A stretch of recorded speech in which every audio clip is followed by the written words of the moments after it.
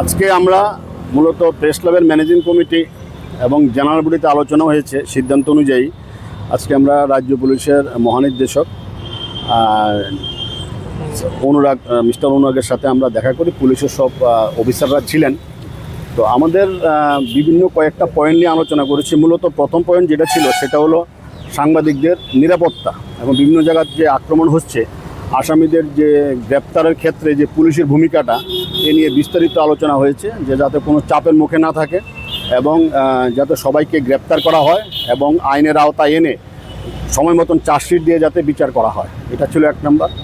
তারপর ছিল প্রেস্টিগারের অপব্যবহার, কিভাবে প্রেস্টিগারের অপব্যবহার হচ্ছে এগুলো যাতে ইমিডিয়েট বন্ধ করা হয়।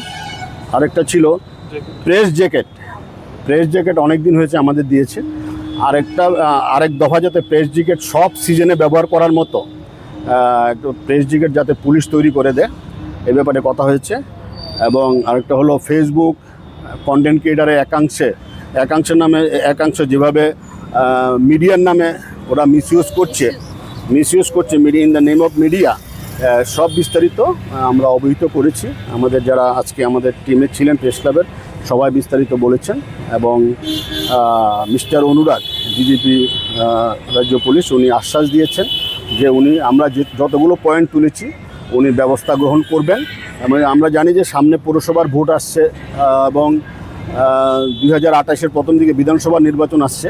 সাংবাদিকরা যাতে ফ্রিলি মুভমেন্ট করতে পারে সারা রাজ্যে, ট্রাইবেল বেল্ট, বাঙালি বেল্ট, সব বেল্টে, এই ব্যাপারে যাতে প্রয়োজনীয় ব্যবস্থা গ্রহণ করা হয় এবং যে একটা সার্কুলার যাতে পুলিশ মহল থেকে দেওয়া হয় সাংবাদিকদের নিরাপত্তার বিষয়গুলো নিয়ে, এর বিস্তারিত আমরা কথা বলেছি এবং উনি মনোযোগ দিয়ে শুনেছেন। উনি বলেছেন যে সাংবাদিকদের নিরাপত্তা যাতে সুনিশ্চিত করা হয়, সুনিশ্চিত থাকে এবং এই বিষয়টি উনি প্রয়োজনীয় পদক্ষেপ গ্রহণ করবেন।